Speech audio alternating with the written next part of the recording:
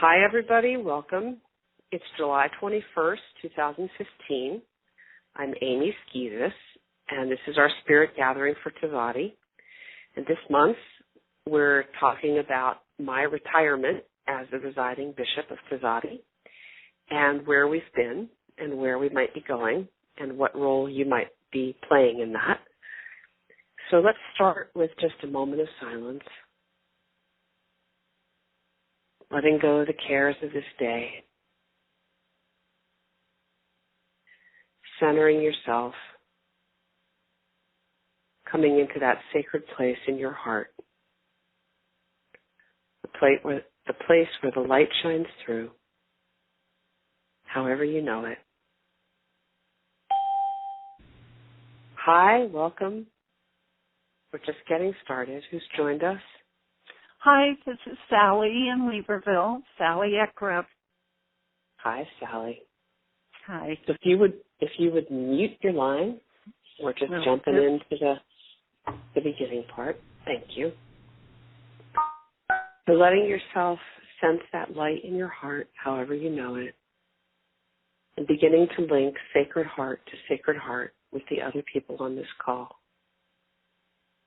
Imagining that we're sitting in a circle with fire in the middle. And imagine that that light in your heart is linking with the fire in the middle of the circle so that there's a flow of energy back and forth from the center to your heart and your heart to the center. And whenever you would like to add energy to the circle non-verbally, you can imagine that line of light from your heart to the center growing stronger.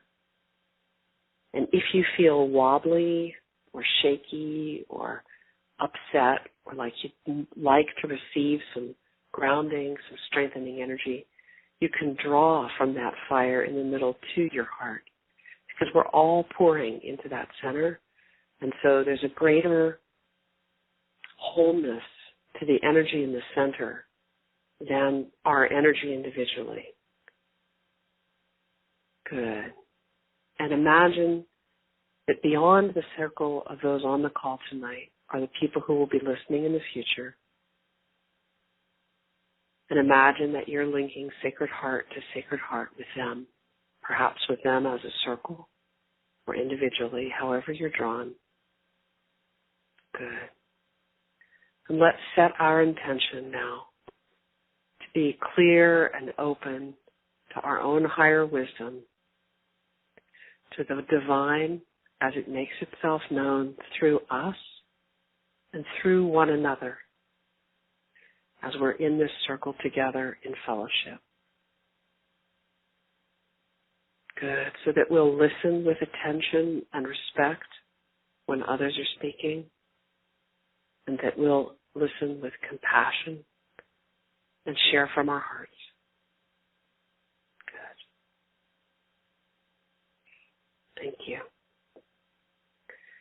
So on June 22nd, I tendered my resignation as residing bishop. It's been 7 years since I accepted that post, and a number of things came together for me to show me that it was time for me to step down. Some of these things are personal, and I'll share some of that with you. And some of them are institutional, about what I think is best for the church. At least what I thought was best for the church from my seat as a bishop. Now I'm just a citizen like any other clergy person in our circle. And under the structure of governance of our church, under the way the church was set up by founding Bishop Amy and founding Bishop Dorothy, there's a structure for how power passes, and I'm going to talk about that. Hi, welcome. Who's joined us? Hi, this is Bonnie Belos. Hi, Bonnie. Welcome. Hi. If you could mute your line using *6 or the mute button, that would be great. And then when we get to the sharing part, you can unmute when you're ready to share. Thank you.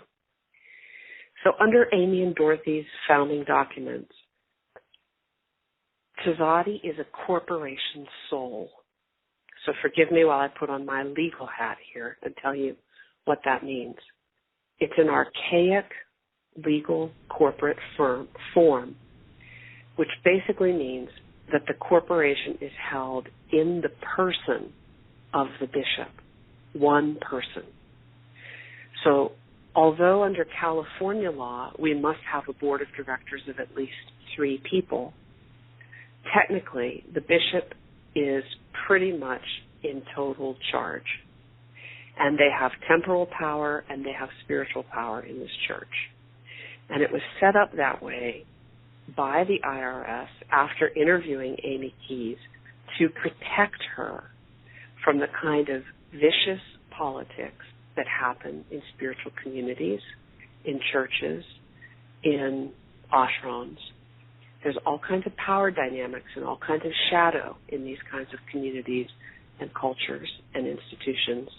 And that IRS guy, he really got it right between the eyes. I think Amy channeled for him. And he was like, you're the real thing, and I'm going to protect you. So this theme of protection is really embedded in our systemic energy body, okay?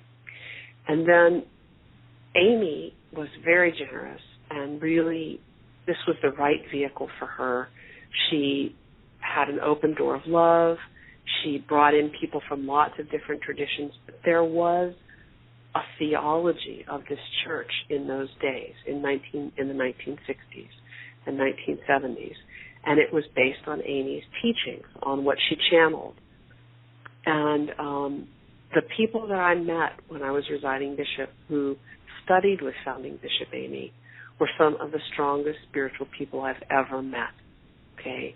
A lot of it theologically was based in unity, in like the church called Unity that's out in the Midwest where Amy went to school, but a lot of it was her own, and it was way more overtly metaphysical, what we would call now New Age. But back in the 60s, there just wasn't anything like this. So I talked a lot to Amy's grandson, Fred Blackmere, Dorothy's boy, about it, about all this as his mother was dying and his grandmother was dying. And he said that Amy used to do Wednesday night classes that were psychic classes and Sunday church services. And he said everybody wanted to go to the Wednesday nights and nobody wanted to do the Bible study and go to the Sunday mornings. But Amy was all like, this is from the Bible, okay? So there was this tension, even in the very beginning, about the churchiness of Tzaddi. But Amy promised God to start a church, and a church is what she started, and a church is what we have today. And what makes it a legal church is that the Internal Revenue Service examining agent who interviewed Amy behind closed doors said, you are the real thing, and I'm going to give you a church. It's not that easy to get a church. You have to be bona fide, and she was bona fide.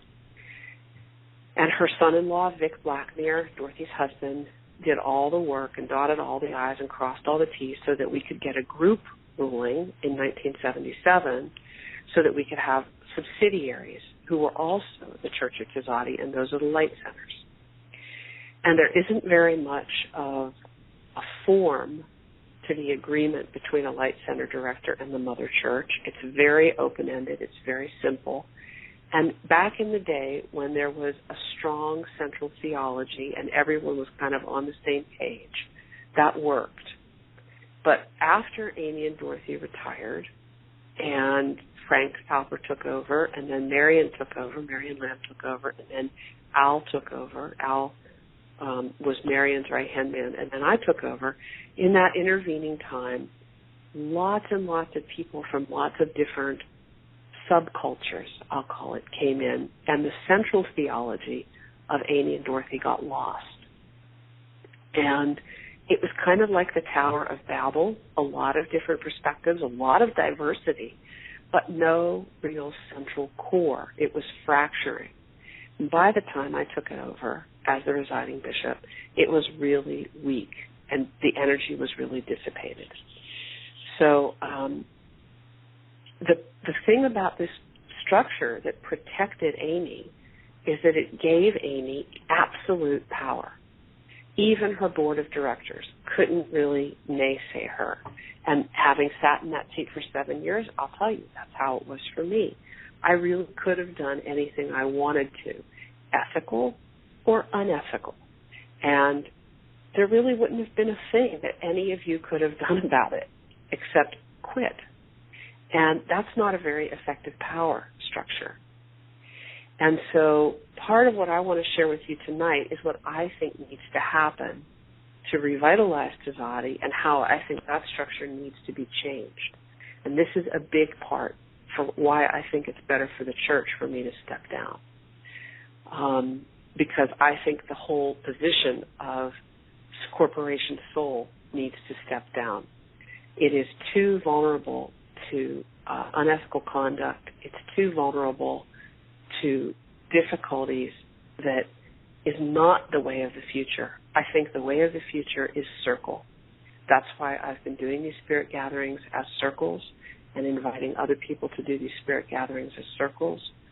I think that this corporation soul structure is a top-down structure, and top-down works great in the Army, okay? It's great when you have to execute commands and they have to be obeyed quickly because people's lives depend on it. It does not work well in this day and age as a fellowship structure, all right? Because what happens is all the power and all the responsibility is crushing that person who's sitting on top of the heap.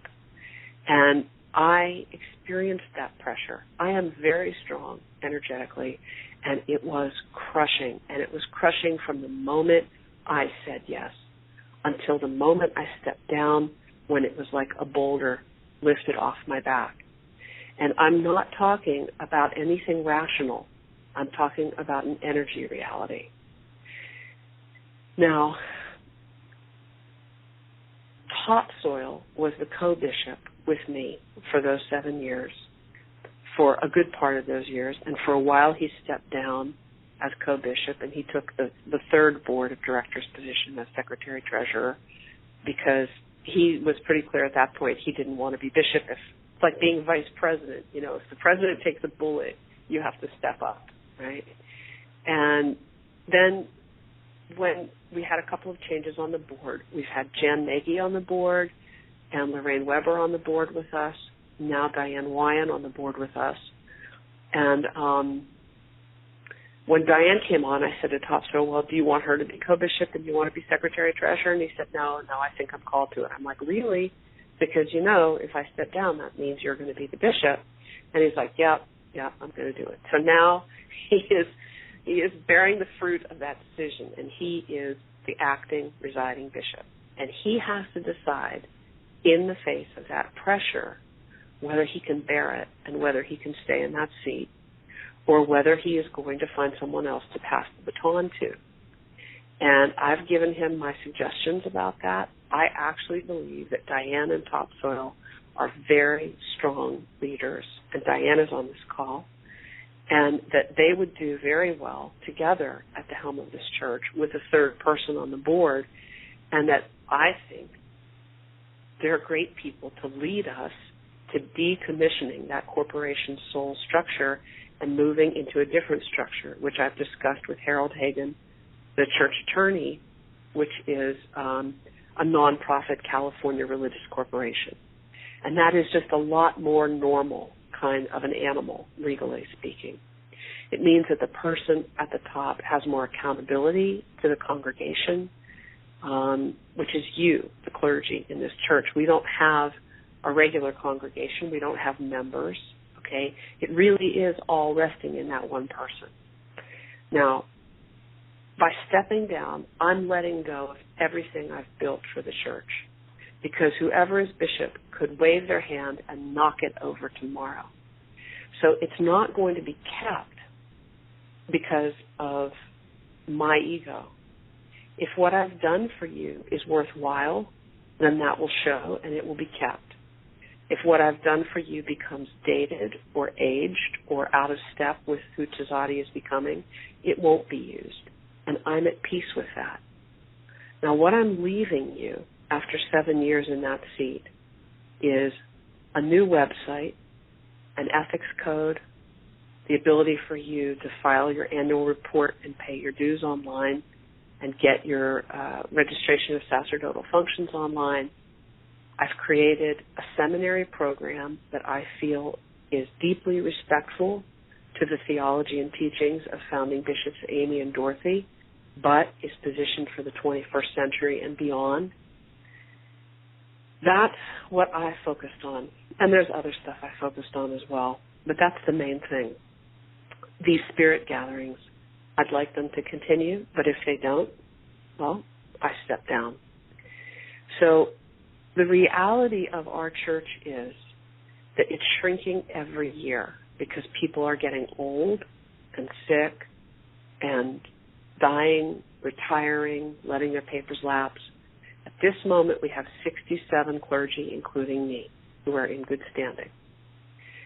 Now, it's a lot tighter and a lot more vital energetically now than it was when I took over, when we had more like 100 people. Because there were a lot of people that were just like, la, la, la, la, la, la, la, la, la, not really with it. And I feel like the people who are here now are much more with it. And there's a lot more vitality, responsiveness, flow in this energy body. But it doesn't, the writing is on the wall. It's a slow motion attrition situation. We must have new clergy ordained, or we must rethink the business model of the church, the evangelism of the church, the reason for being of the church. I rethought it from my seat, and you can read for free almost all of the curriculum. It's posted on the Tzaddi website, tzaddi.org. Just go to the seminary tab, start at core, and carry on. You know, you don't have to get school credit for it. If you want to know my vision for the church, it's all there, all right? That's the training that I think we should do for clergy. Now, that is really different from, hey, you're out there, you're taking a bunch of classes, give us $200 and we'll give you your papers. That gave us a lot of diversity, a lot of different kinds of people, but it didn't give us any unifying connective tissue. Everybody was just using Tzaddi as a cover-your-butt set of papers from a real church that was a couple of rungs up from sending $25 off on the internet to get papers from the United Church of Unitedness or whatever they are out there, okay?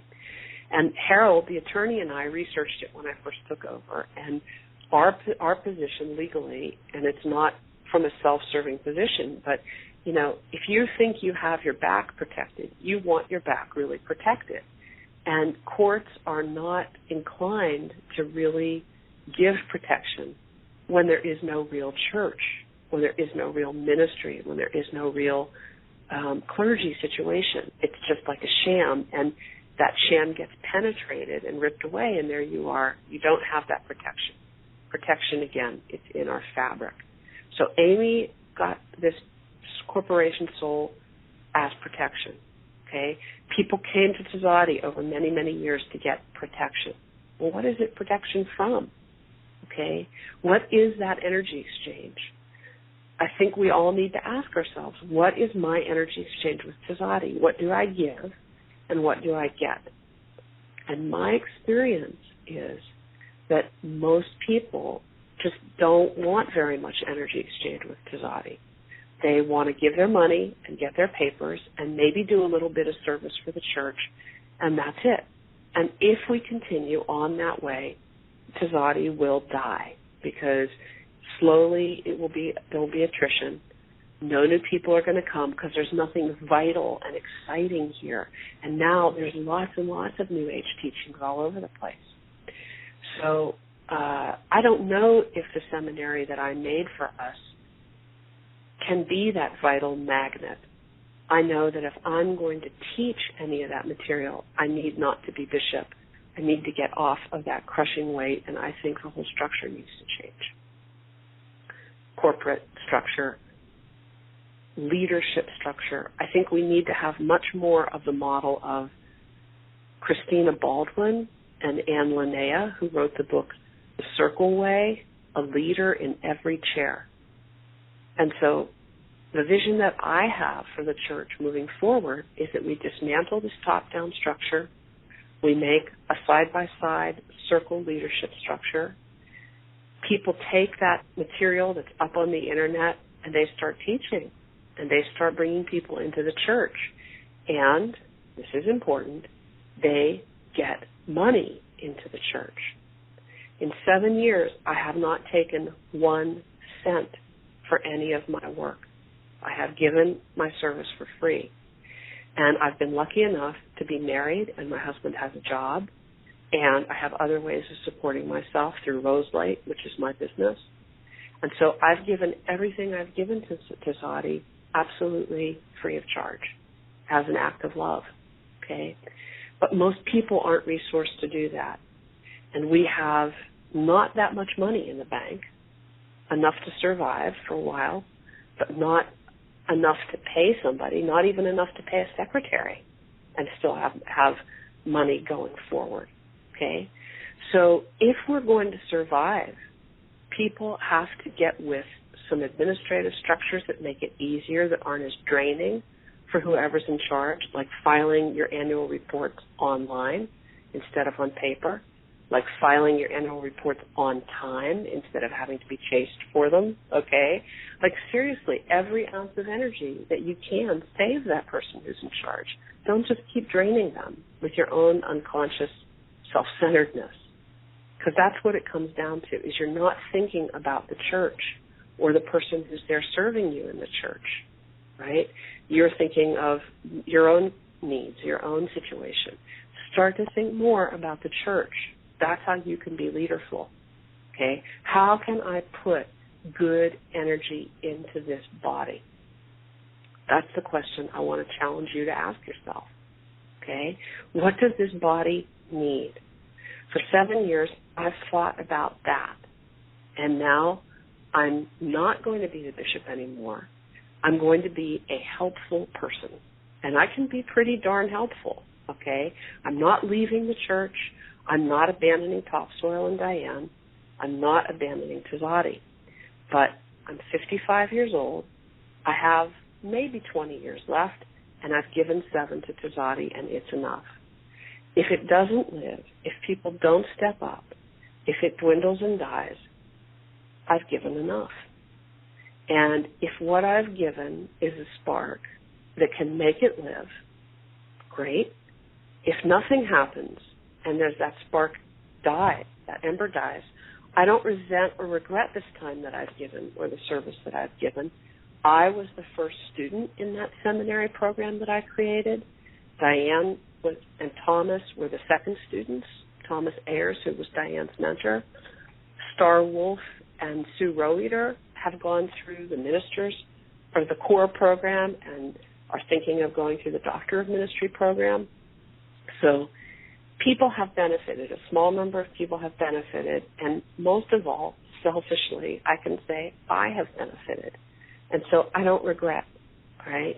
But something has to change.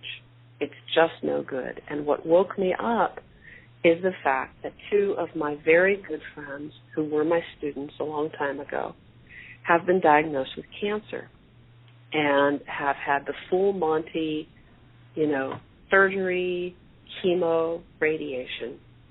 And they both happened to send me their picture. I've been holding space and transmitting and being supportive for them. They both happened to send me their picture. And when I saw my one friend's picture, I said, wow, she doesn't look very good, right? But I looked worse when I was sick. For the first couple of years when I was bishop, I was really physically ill. I couldn't teach, I couldn't travel, I couldn't do my Roselight work. So I hung out in Tzaddi and did what I could for Tzaddi, and I did a lot of reading, and I did a lot of writing. And that was my service in that time, because I wasn't I didn't have the energy to do much else. And when I saw my friend's picture, it's like the light bulb went on over my head, and I thought, what are you doing? You have been given a second life. You're healthy now. You're strong. You're getting stronger all the time. And you don't have an infinite amount of time left here. So if Tzaddi, after all the energy you've put into it, is not setting up, then something is wrong, okay? Because I have poured a lot of energy into Tzaddi for 7 years. And it could be that I'm just out of touch, like I'm dissociated, I'm not grounded, I'm doolally. I don't think so. Even though I'm a channel, I'm just about the most stone-cold, skeptical, practical person you're likely to meet. And I know energy. And I think that I've done exactly the right thing energetically at each step along the way. So that led me to the conclusion of, okay, it might just be that I need to get out of the way in order for what I have given to bear fruit. And so that was part of my thinking.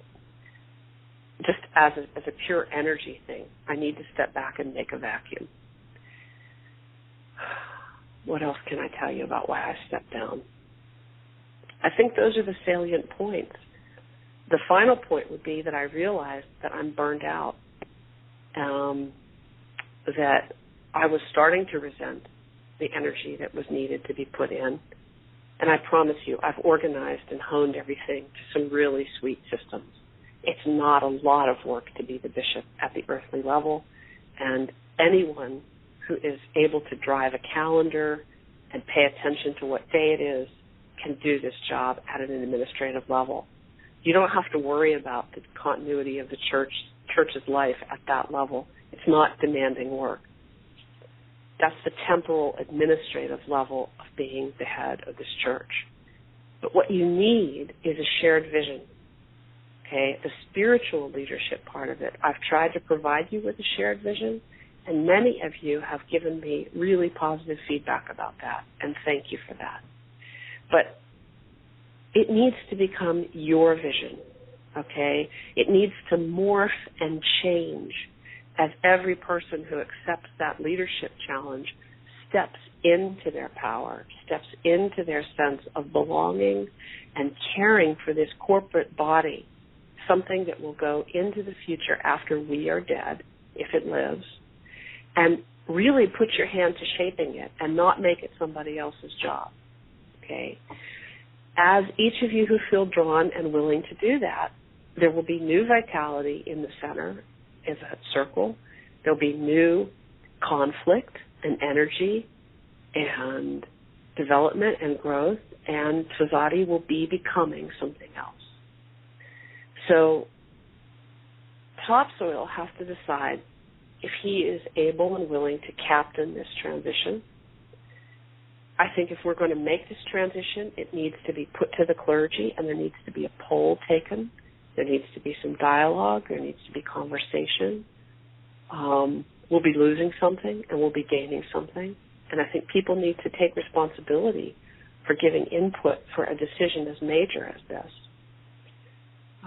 When I took over the church, I had rescued it from the jaws of death. Al was going to sell the church to a born-again Christian televangelist organization, okay? So that's how dead it was at that point. It was a mailing list. And it could easily become that dead again. So it's really about, this is your church, and this is about what you want it to be. And if you're not clergy, if you're part of the community of the larger congregation, because we are starting to have a little bit of a congregation, right? You have to think, okay, how do I want to help? If I'm not a direct stakeholder as ordained clergy, how do I want to help? So that is the honest story as I see it. And I think there is so much good in this church. I think there is so much that I love and that I really resonate with. Any kind of a church, any kind of a spiritual community, there are always issues, okay? That's just being human. But the 21 principles that Amy and Dorothy set down, that is what I believe. That is my religion. And so I have been very honored and grateful to be able to serve the church for 7 years. I've been very grateful to my husband, Peter, for all the ways he has helped me serve the church and that he has served the church. He's a software engineer. He did all kinds of things from making certificates to creating filing systems to creating a database. I just can't tell you how many hours of your membership cards. Peter makes those every year, okay?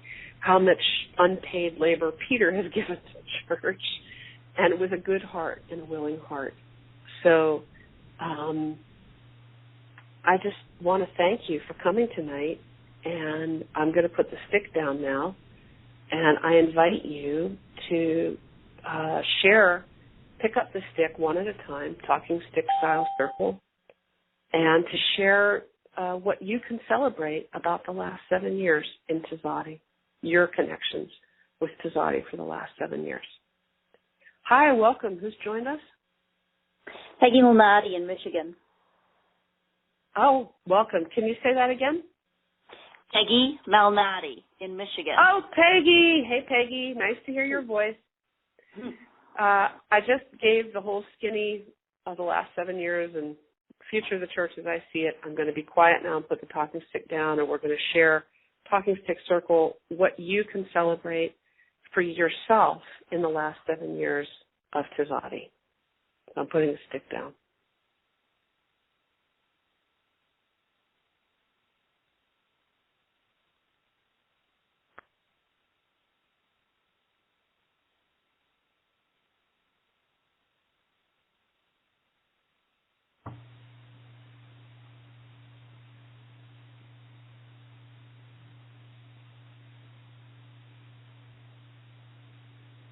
And I should say, if you feel like sharing something else, go ahead.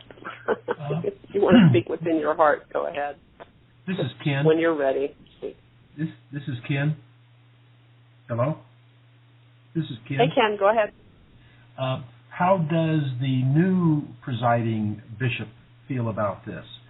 Being that you've stepped down and have no authority, and he now has the reins, what's his feeling on a change of the organization? He's 100% behind it. He thinks it's necessary for the same reasons that I do. His partner is the church lawyer, and so this is something the three of us have talked about quite a lot.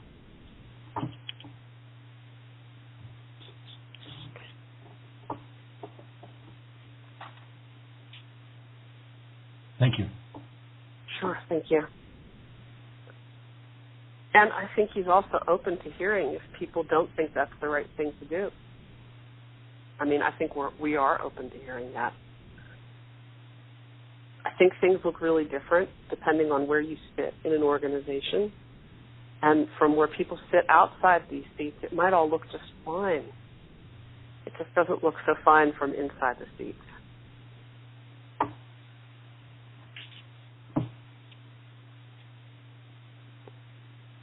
This is Judy. I think what the last 7 years, Amy, has meant to me and everybody else is a sense of community and belonging. This year's been tough for me to attend the spirit gatherings, but I've listened after. And when I don't make them, I miss it. And Wednesday nights, I try very hard to tune in with you, Amy. Definitely feel a connection there. And I do agree. I think that there are things that need to change. And I certainly hope that I'll find a niche from here in Michigan. And that we will carry on and continue. And I thank you very much for your service for the last 7 years.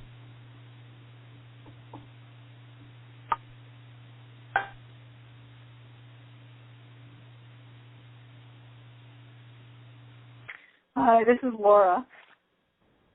And I'm very moved and just taking in what you said. It's something I didn't really see coming, but it makes a lot of sense, looking back. And what I just feel moved to share right at this moment is just the gratitude for all of your generosity and really giving your life for the last 7 years and, much longer in the kind of gestation to the church. And so I feel like we're really benefiting from your vision that Tzaddi is alive. And so thank you again. I really appreciate your effort.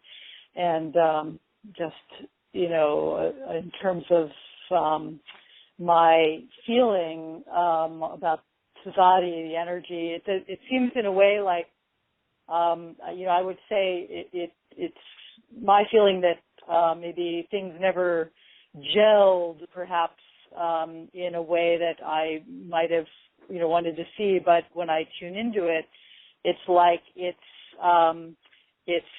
coming, it's like that gelling maybe in the future. It's a potential. It doesn't feel, dead.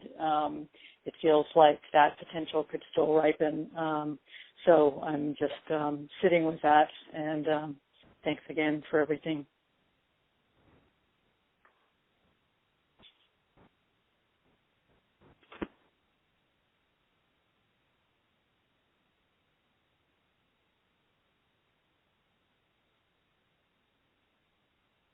Hello, this is Sally. I just wanted to say thank you to Amy and actually all of the people who have supported and contributed over the last 7 years.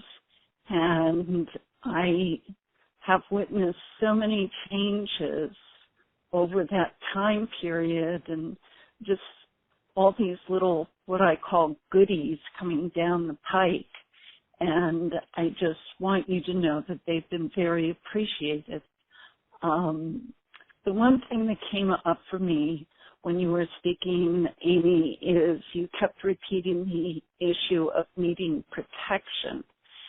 And I have to say that for me, being a certified healer and counselor is not so much about protection of having, legal entities coming after me.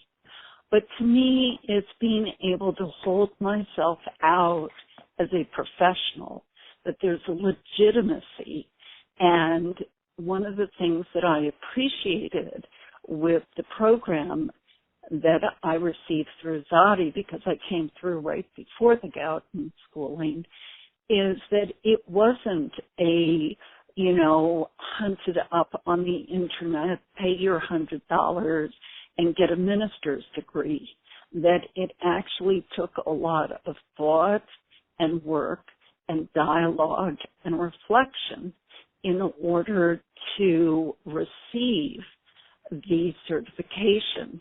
And the fact that there have been ongoing commitments and supervision and overseeing has always made me feel that I'm part of a community of professionals in a time period where there are people who really don't go to that level of what I call both professionalism and ethics. And I really appreciate, Amy, your leadership in creating the kind of standards that have been put into the framework of the church. And I look forward to seeing how things continue to evolve. So thank you.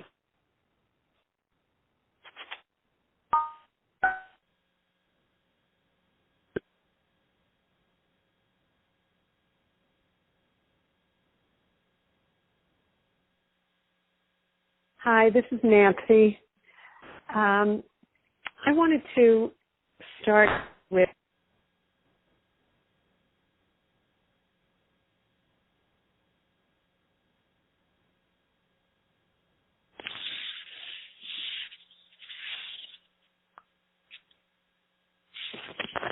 Nancy, are you there? I think we lost her. Hi, this is Nancy. Am I being heard? Now you are, yep. No, I got lost. Okay. I think that, I can't help but feel so connected personally to Amy. I've known you for such a long time, starting with Roselight. And I just want to go back to the day that I was ordained, which came after the years of study and the years with Roselight. And the gratitude I felt that day, even for having this calling that I hadn't even realized that I was being drawn to. And on the day of the ordination, it was like a thunderbolt went off, and so much of it came together for me. And I felt gratitude not just for the path, but for its leader, who was you. And you were a large part of the reason that I was drawn in that direction. And I want to thank you for that. And I also want to thank you for chronologically then taking over as bishop and putting forth this really Herculean task with the intelligence and commitment that you do everything with, especially given how ill you were at the time. And I really want to reiterate what you had mentioned about that before, because you were quite ill, and it was quite unbelievable what you undertook at that time. And you came through making all these phenomenal changes and all this progress, and creating this seminary, which I know was a dream back in the days. And I have so much appreciation for it, and all the people that are benefiting from it and are going to benefit from it. And I also want to thank you for your honesty today, and and your very raw thoughts about everything. It's very helpful to hear all this, even though some of it's sad to hear, actually. And I do have a lot of faith in the organization, because I can feel the foundation of energy underlying it, and that, to me, still feels intact, and that's hopeful. And I look forward to hearing from Topsoil and Diane and the other people who are interested in the leadership circle, and myself just thinking about how I would want to both contribute as well as benefit from it. And thank you very much, Amy.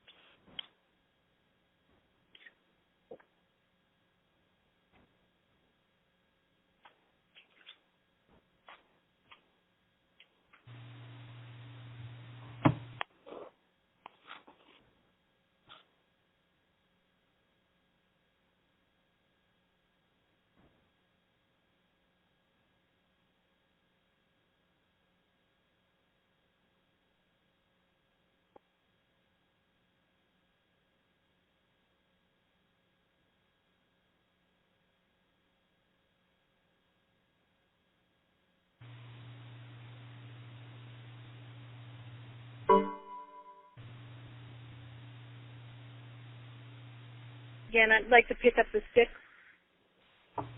I think one of the things that are very meaningful for me is having accountability. Because of the church, because of the structure, because of the things that that we do, and our year-end report, and even the dues. Knowing that we have that accountability, I think, helps to keep everybody following and cognizant of the ethics. It keeps us grounded, and as a community, it's very reassuring to have the church as my foundation personally.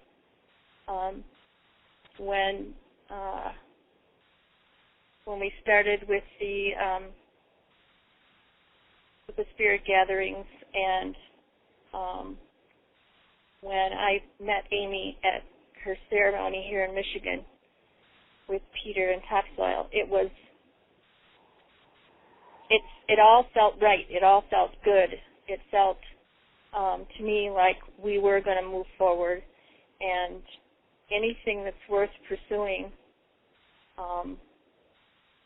is what we have to continue to put our hearts into. And I hope that we can maintain the community through the bumps. I trust that we can, and I'm quite happy to have Amy being one of us, because we've got her leadership. No matter what, it's just going to be a different way. So, thank you all.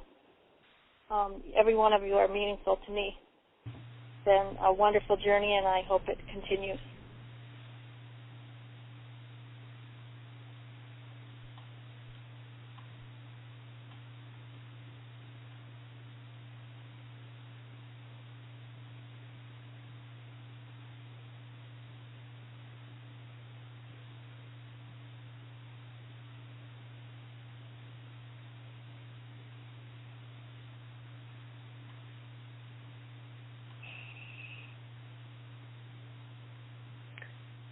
So, is there anyone else who'd like to speak?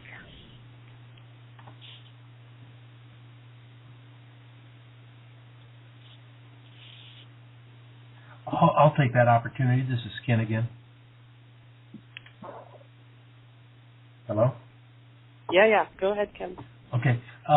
My position is slightly different, since I still am active with the church, and I use my papers as legitimacy in being a minister and marrying people and doing some religious counseling, but basically working within the church structure, providing Sunday talks and teaching classes and things like that.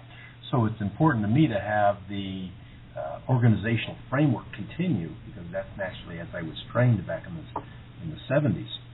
So that's important to me. So the question that I have is always the reorganization and how that's going to work. So well, I also appreciate.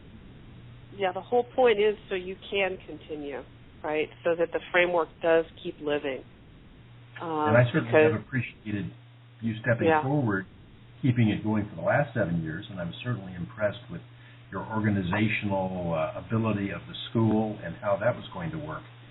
So, my hat's off to everything you've done also. Thank you. Well, I want to acknowledge what you're saying. I mean, and Topsoil, just so you know, is very concerned about the clergy. And Diane, who's on this call, is very concerned about the clergy. I was very concerned about the clergy. The word stakeholder is here. Like you are a stakeholder. You have put out for this organization, and you have a right to expect the organization to exist and to be there for you. And everybody who was in my administration through time wanted that. The trouble is how to have that happen. Who can be the residing bishop next? right? In the beginning, when I was first presiding bishop, and I had all this resistance because the pressure was so intense and I was sick and blah, blah, and I was never really like yearning to be the bishop of a church from childhood. It was not my dream. I tried to give it off, like to Amy's grandson Fred, and to this person or that person who I was just sure would be better at it than I was and was more suited, and nobody wanted it. Okay, nobody wanted it. So I did the best I could with it. I felt called by Spirit to do it, like the call that Nancy talked about for ordination. I mean, I stepped into it, and it was not comfortable, okay? So there doesn't appear to my eye to be any person right at this moment who is exactly the right person to be that presiding bishop, as Amy Keyes was that presiding bishop, okay? Because Amy's gone, and we have to be with what is becoming, right? So Topsoil is the presiding bishop by his own free will choice at this moment. But he has to decide whether he can step into it the way I stepped into it for myself, whether he can step into it for himself in keeping with his calling, right? Because this is about vocation. This is about calling from Spirit, not something you can make yourself do if it's not really your calling, okay?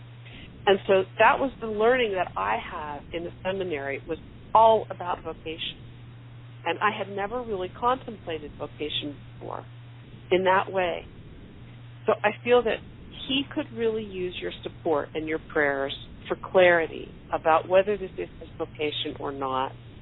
And then we as a community will see what he decides and what comes next. And all of us are stakeholders. All of us appreciate the legitimacy that this gives us. And all of us want this to succeed. It's a question of how to best help it succeed and live on, and what is going to be called for from each one of us who wants it to succeed. It's going to probably be more than just sending in our dues in our annual report. And so we have to find out what that means. We have to be in the curiosity and the exploration of that. And I think that transparency and communication is going to be really important. I think another thing I'm recommending as I sail off into my clergyhood, my citizenship, is we need to have small groups, whether they're regional groups or whether they're just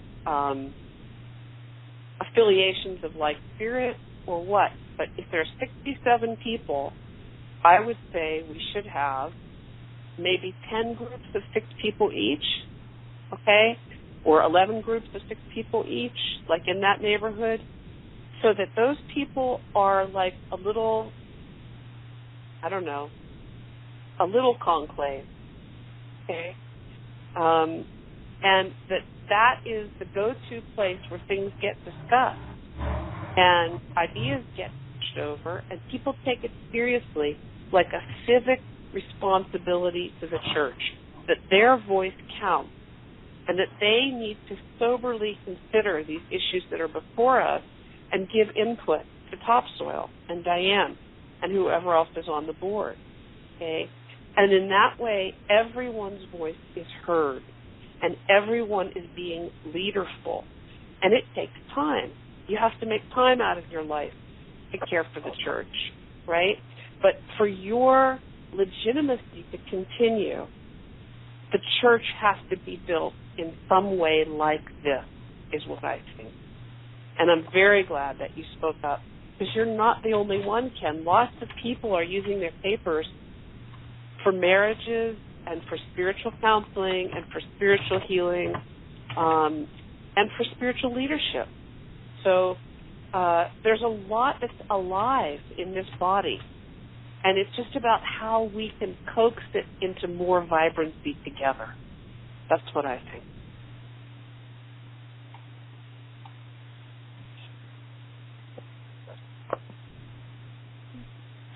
So what's the next step? The next step is to pray for topsoil,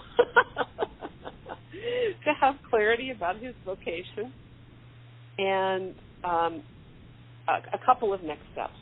The first thing is that now when you email bishop@tzaddi.org, topsoil gets it, not me. There is a new email address if you want to address yourself to the board of directors, and that is, strangely enough, boardofdirectors@tzaddi.org. And right now, Topsoil and Diane get that, and whoever their third person will be will get that as well. My email, if you want to contact me, I'm here. I haven't died. I'm still in the earth plane, is roselight@roselight.com. ROSELIGHT@roselight.com. If you Google Amy Skezas, you'll get to Roselight soon enough. Okay? That's my gig. That's what was my gig before. That's what is going to be my gig now. That's where I'm going to do my teaching and service work, is in Roselight. If Tzaddi lives, if the seminary lives, and the seminary was so important to me, I can't even begin to tell you. It's still important to me. I would still like to do the seminary as a citizen, clergy person, a teacher type person. Then maybe I'll see you there. Maybe we'll be doing it together. And I certainly will be continuing on Wednesday nights to be transmitting California time, 6 p.m. Join me there. Let's pray for Tzaddi. Let's do energy work for Tzaddi. Let's listen to our own callings and see how we're called to be leaderful for the church. I think all the structures are there that we need. I think the legal change in form is a bunch of papers getting shuffled, but what really matters is those small groups. And what really matters more than the small groups is that you care, that you consider it your civic responsibility to be active in the church, in your voice, that you lend your presence and your wisdom to the decisions that have to be made, and you participate. That one thing, little cluster of things I just said, if all 67 people did that, it would be different in an instant, and we would become much more magnetic to new people. If my scheme for bringing in new people is the seminary,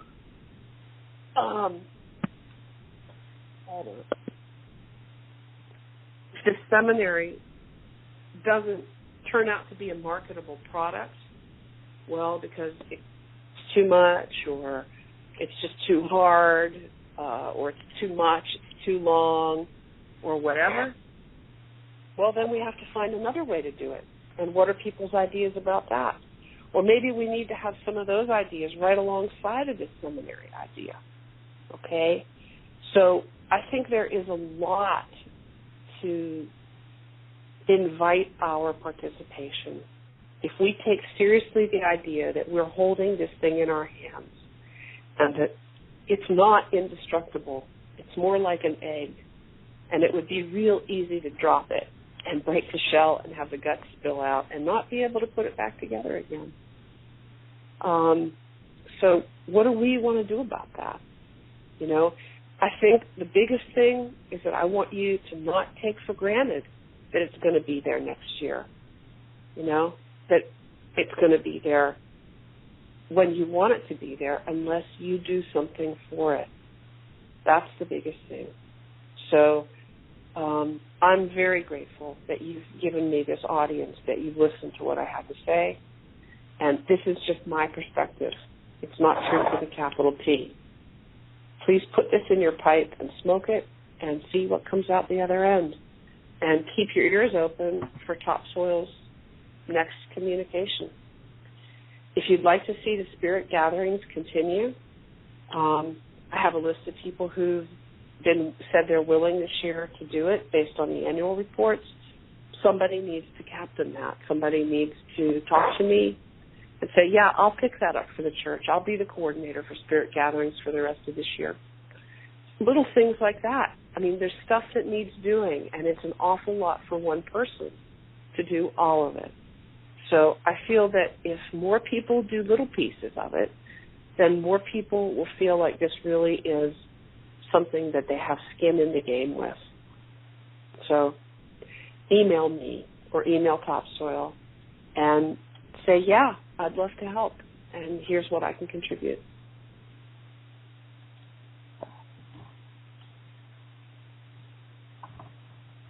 Diane, you've been holding space for this call, and very beautifully, I'd like to say. How about, is there anything you'd like to say since you're on the board? Well, I would like to echo the thanks for the seminary, which I got to do, the healer, counselor, and the minister. And I've been on other calls in the circle where I just didn't know that, and I have said so many times, I didn't know you could spend 50 hours on a 6-page paper, but it was an amazing experience of diving really deep and into wisdom that I didn't know that I had access to. And so I would just like to also echo and thank you for putting together a very beautiful program. And in terms of a vision statement or a mission statement for Tzaddi, I also really appreciate what you've written. It's something that I can align with and understand. And I think it's part of the transition from, having studied the 21 principles in both of the courses that I did. I feel like I'm pretty well versed in those and find those to be a very helpful foundation from the time of Dorothy and Amy, but that there is this transition period now, and for me individually, it's what's the connection to the bigger church. There's the 21 principles that the foundation of which it sits and rests on. But I think to your point and to what you've done with the monthly circle calls and other structures in place is how do we connect? And I think that's what your offer is, and your plea, that people have to participate, or otherwise, like, what is this except it's an individual, it's very individuated. And that's the piece that I find myself curious about is, other than a shelter, and again, that protection theme comes up, like, what is this? And what's the point of it, other than it individually helps people to do their work. But then collectively, what's the point? And that's the thing that I'm trying to connect with is what's the point of it as a collective. And I think that would become, the structures are in place for that to evolve with the participation and with people's ideas and how we can connect and say, yeah, we're all part of Tzaddi, and here are things that we're doing on behalf of Tzaddi or because of Tzaddi or because of our interest in what this provides to us both individually and collectively. There's a big collective part that just feels like it's, for me individually, wanting to birth into something bigger and way more connected. Mhm. Yeah, and I think that one conclusion I came to, Athabascar, my guide, told me a long time ago. He said, Amy, it doesn't matter where you do what you do. You can do it in McDonald's. You can do it in Roselight. I'm like, really? It really doesn't matter? Like, it's not that I have to do it in Roselight? He's like, no. And that was a long, long time ago.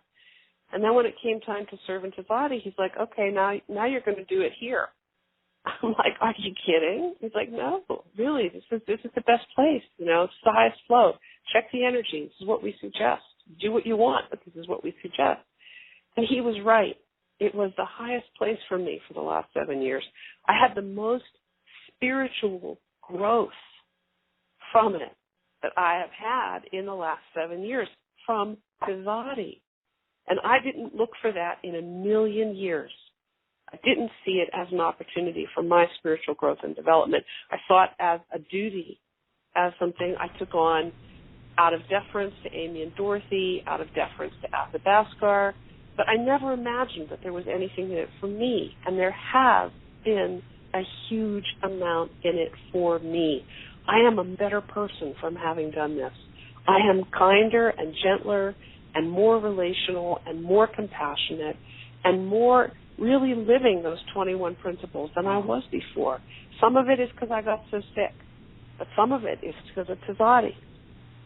So I really have faith that there is something in listening for that vocational call and answering the call when you get it. Pick up the phone when it rings.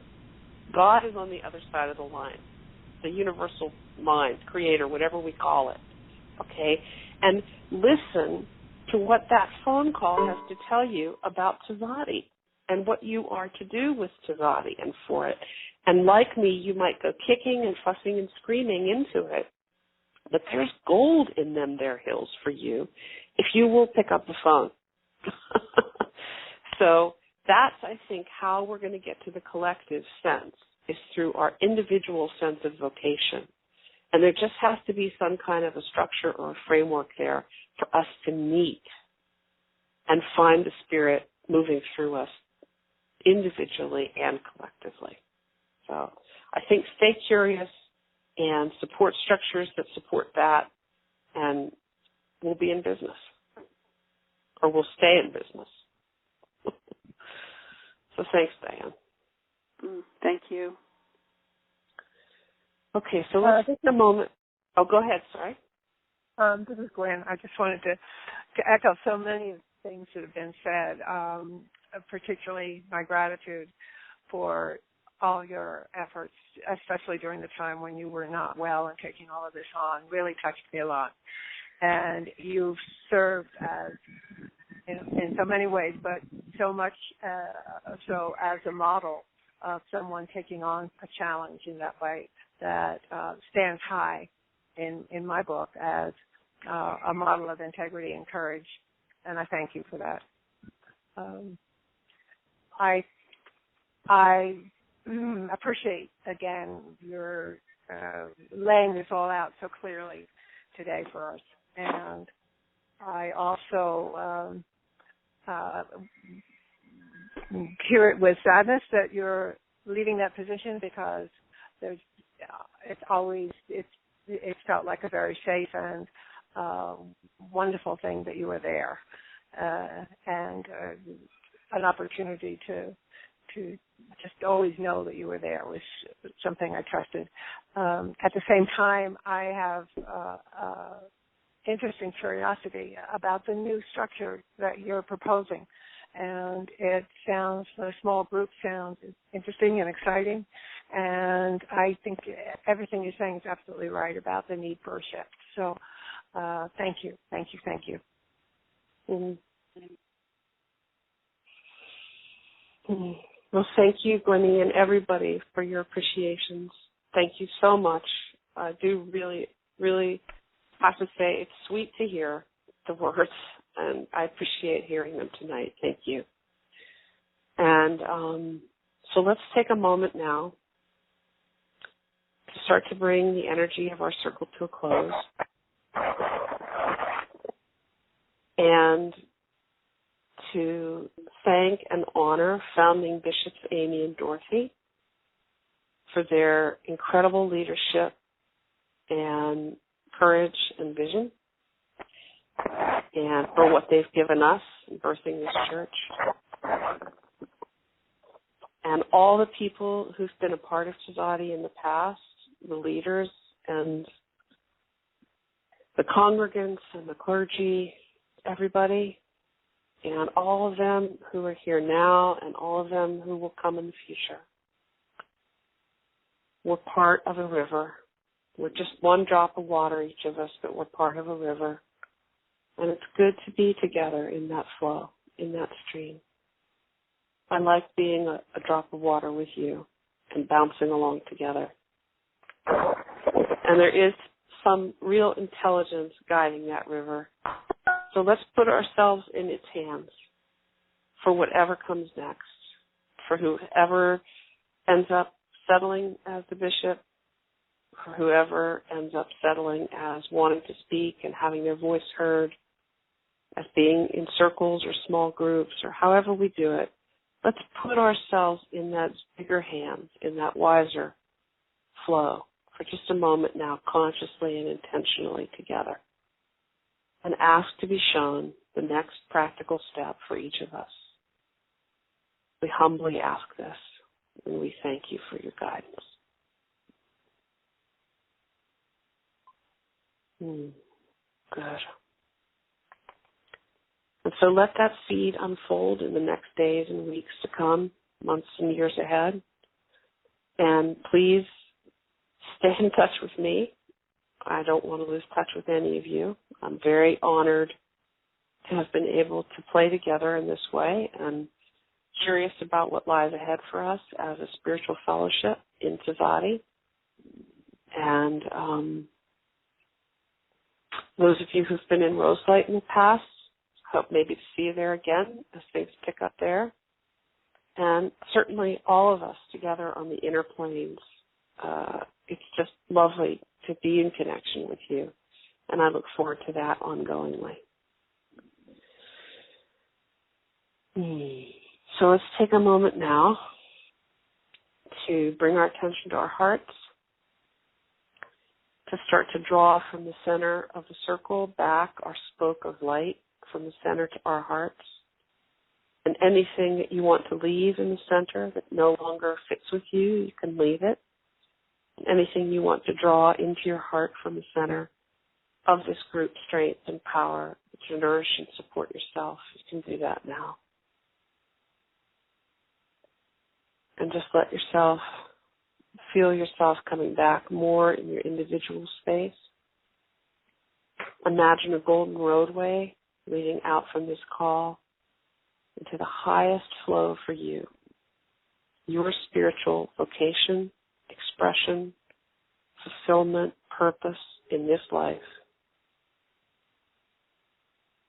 That through our fellowship we have more strength, and stamina, and courage, and belief in that golden roadway, that highest expression that we're here to do in service and in growth. I believe that's the reason why we come together in a collective. So you can decide what you think about that. Good. And so it's an ending and it's a new beginning. And one of these days we're going to have an ordination ceremony for a new residing bishop, which I probably will preside over as the person who passes the thunderbolts. And we'll invite you to that when it's scheduled. And thank you for your contributions tonight and always.